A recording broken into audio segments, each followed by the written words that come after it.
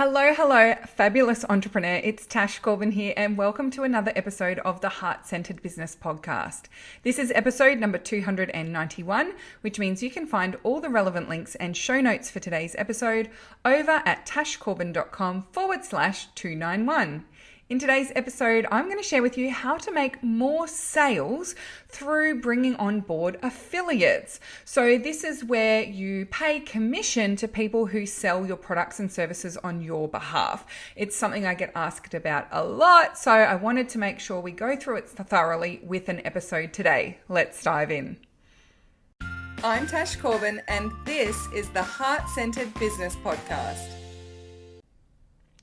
First and foremost, I do want to acknowledge that affiliates and having them do your sales for you, thus outsourcing a bunch of your sales activities, is very sexy. And I understand why so many people would be excited at the prospect of bringing on people who could sell their products and services on their behalf. I am more than happy to pay really beautiful affiliate commissions to people who make sales on my behalf. However, there are a few things you need to know before you bring on affiliates and embark upon a structured affiliate program. And I also want to recognize that it doesn't necessarily solve the problem that you think it solves. So if you feel quite uncomfortable with sales or your marketing just isn't really working right now, adding affiliates to the way that you market and sell in your business isn't likely to fix that problem. And that is because before you bring on affiliates, you need to have a few things in place. First and foremost, you need to have worked out what is the most appropriate and effective client attraction and conversion process that you're going to use to sell your course. Because if you bring on affiliates and you run a launch with your affiliates, or you give them freebies to go and share, or some marketing content to go out and share, but that isn't proven and it doesn't convert when you do it, then the chances of it working when others use it is actually slim to nil. And one of the fastest way to burn your affiliates is for them to engage in being a really prolific sharer of your work, being hyper engaged as an affiliate. Maybe they participate in a big launch of yours and then they make zero money from it. You know, it is so common for it to happen for people, and really that isn't going to motivate those affiliates to go out and share again. And that means that there are some sales and marketing things you need to sort out first in order for you to be ready to bring on those affiliates and have them do that selling for you. Because if you can't sell it, it's going to be really difficult for others to sell it for you. The second thing is related, and that is making sure that you are confident with selling this product or service at scale.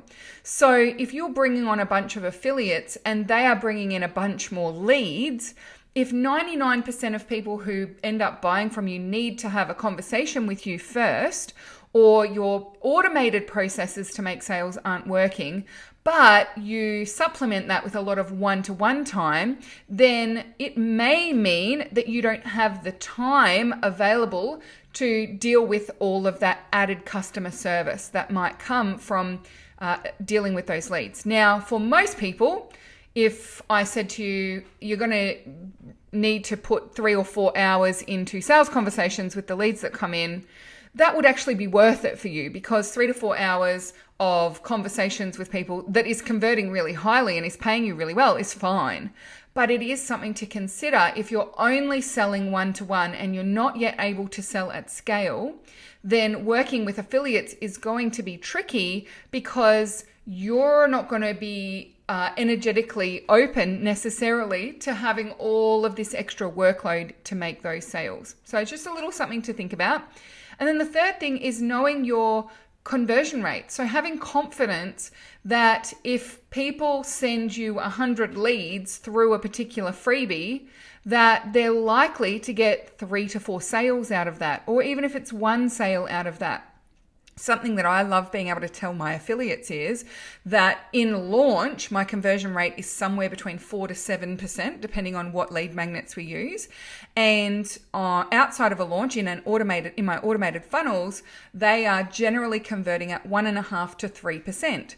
So my affiliates can be confident if they just keep getting people signing up for my freebies, eventually that's going to result in a sale. And that is something that can then, if a sale does come through, then they start to feel more confident in sharing it, and then they're more likely to share more of those freebies.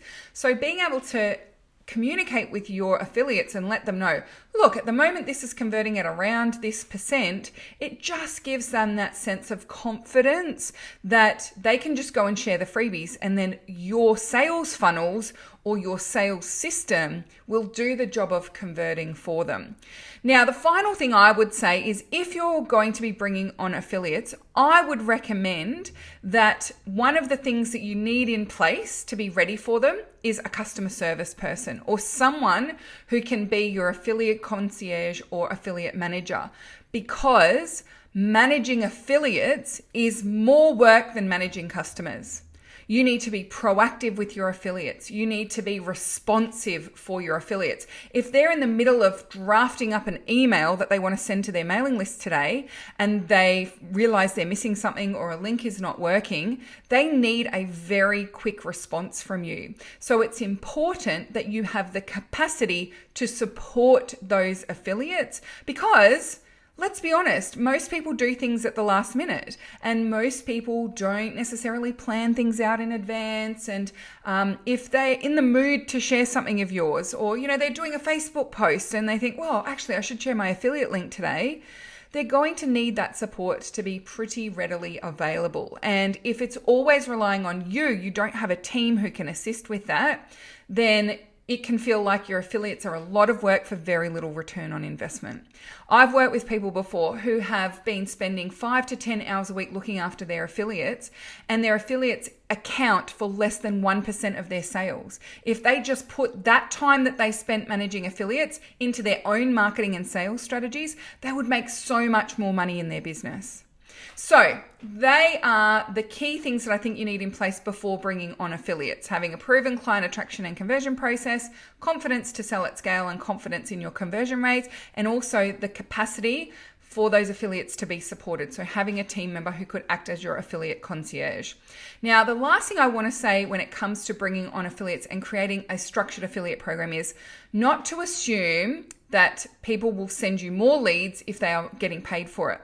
And I've shared this story in a previous podcast episode where when I first started my first round of my affiliate program back in 2015, I had people shouting from the rooftops about my work, about my Facebook group, about my freebies. Whenever I was promoting a webinar, it would automatically be shared by at least 20 to 30 people.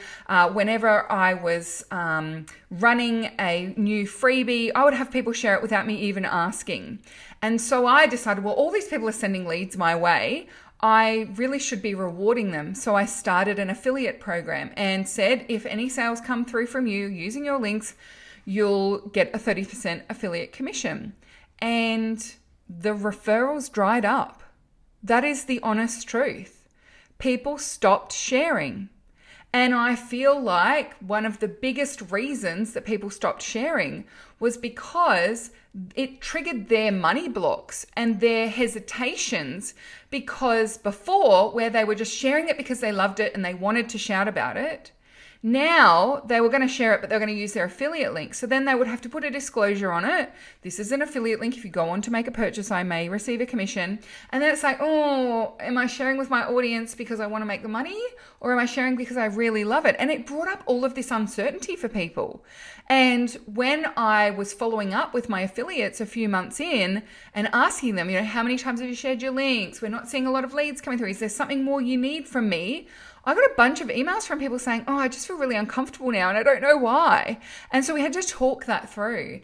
And so for a lot of people, they think if I'm giving people more money, they'll share their affiliate links more, when in fact the opposite is true. If people are not being paid to refer and you don't have an affiliate program, often you'll get way more referrals. So be mindful of what an affiliate program can and cannot do, and be mindful that you're going to need to support people and make it very easy for them to move through some of those money blocks and those hesitancies in referring people through to you and using those affiliate links. So, how do we maximize the return on investment from affiliates and make more sales with an affiliate program? Number one is have an affiliate concierge. Have someone who can support your affiliates, who's thinking about your affiliates, who is an advocate for your affiliates, and who can be a bit more proactive and think through, okay, well, what will our affiliates need now that we're going into this launch? All right, what would affiliates be looking for from us this month? Having someone other than you who is thinking about your affiliates and looking after your affiliates, I think, is one of the most powerful ways to maximize your return on investment from those affiliates. There are oftentimes, I have an affiliate concierge in my business, and there are often times where I've set up an entire launch, and it isn't until my affiliate concierge goes, okay, now we need to set up what we're going to do for the affiliates. And I'm like, oh my gosh, I completely forgot about the affiliates. And it's not because I don't appreciate them. Of course I do. But when I'm stepping into a launch, I'm thinking about what I need to do in that launch. So definitely number one is having someone who is your affiliate concierge. Now, you can actually hire affiliate concierges who are very experienced, and this is actually their core focus as a virtual assistant, is looking after affiliates and maximizing your affiliate sales. So it's definitely something you can hire in. It doesn't need to be a full-time position at all. It can definitely be attached to an existing VA position, but you can also just hire someone who's a specialist. They're working 2 or 3 hours a week in your business and they specifically look after your affiliates. There are definitely people out there who do that, and I think that's an amazing service that's available. So number one, affiliate concierge. Number two, you need to provide the copy and the images. It is so much easier for an affiliate to share a promo post of something if they're starting with some copy that you've already given them. It is so much easier for an affiliate to share something if you give them a bank of images and they don't need to create anything.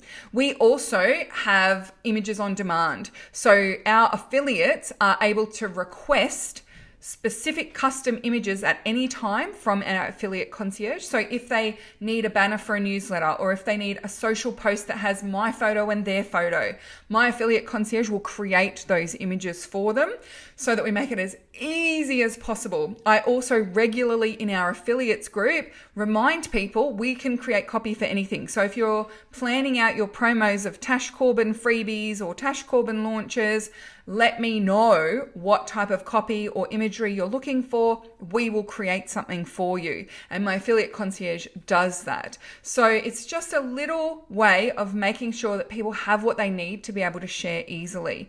We are dealing enough with those money blocks and that resistance and all of those sorts of things without then also having my affiliates sitting there not knowing how to explain something, or not knowing what to write about a particular thing that they're sharing. So that is number two, give them the copy and images that they need.